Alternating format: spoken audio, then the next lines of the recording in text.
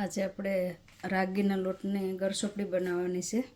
તો આ છે રાગીનો લોટ. અહીંયા છે આપણે ગર લઈ લીધો છે, ખસખસ, તલ ને આ બધી મિક્સમાં સનફ્લાવરના બીજની છે, ડારિયા અને પિસ્તા અને બદામ છે આપણે, ને અહીંયા છે ઓરિયારી. તો હવે આપણે એને શેકી લઈએ.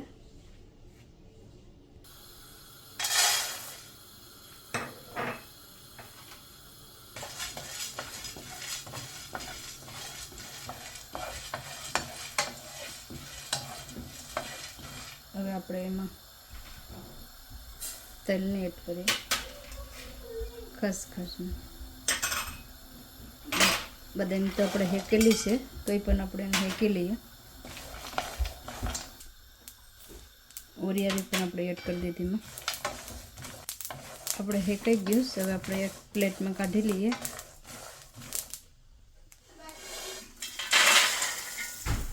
થોડી વાર ઠંડુ થવા દઈએ, ત્યાં સુધીમાં આપણે લોટને શેકી લઈએ.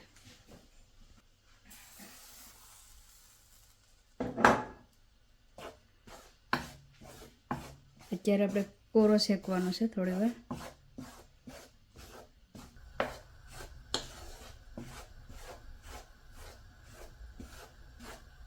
આપણે લોટ પણ શેકાઈ ગયો. આપણે એક કલામાં કાઢી લઈએ.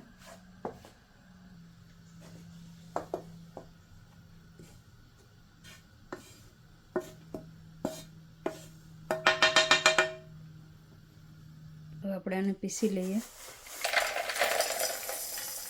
પાવડર બનાવી લઈએ.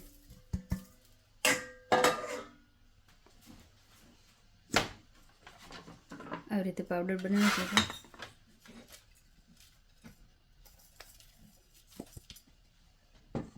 હવે આપણે તેલ એડ કરીએ. પહેલાં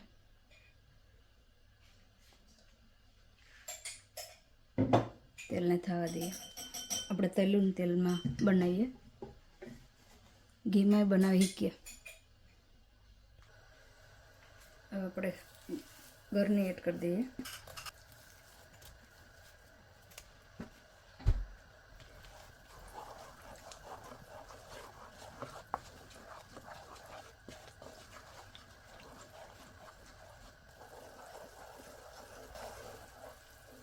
આપણે ગરસોપડીમાં છે ને ઘરની પાઈને પાકવા દેવાની.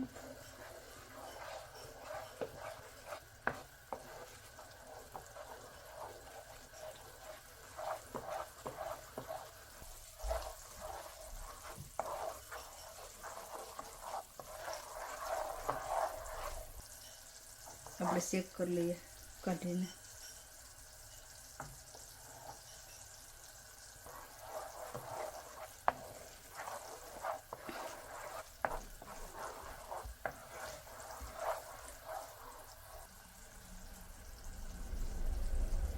આવી રીતે આપણે બની ગઈ ચાસણી. હવે આપણે લોટ એડ કરી દઈએ.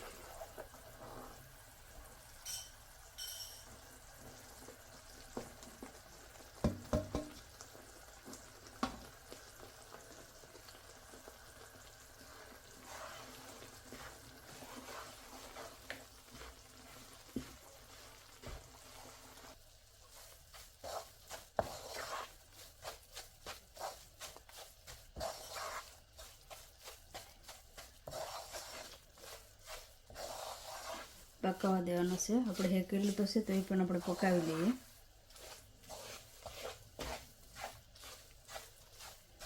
હવે આપણે એમાં બદામનો પાવડર બનાવ્યો છે એડ કરીએ. થોડોક રાખવાનો છે આપણે ઉપરથી થાળીમાં રાખવા માટે.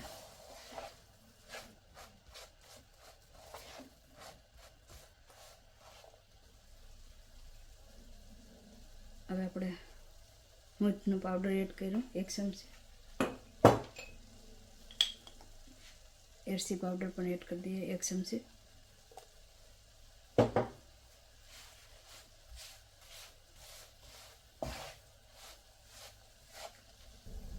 હવે આપણે પાકી ગયું, કાઢી લઈએ પ્લેટમાં.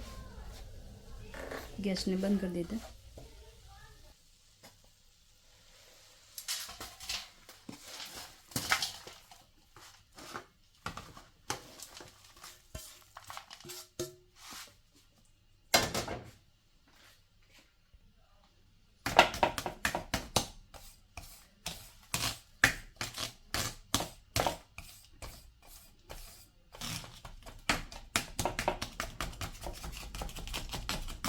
આપણે એને ઠંડુ થવા દઈએ.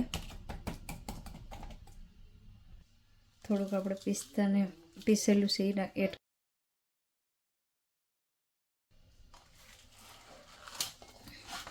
ઠરી ગઈ છે આપણે ગરસોપડી. તો આપણે એને કાઢી લઈએ આવી રીતે.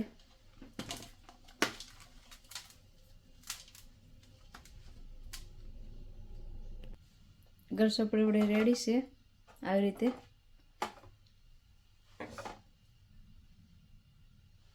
આ વિડીયો આપણે અહીંયા એન્ડ કરીએ.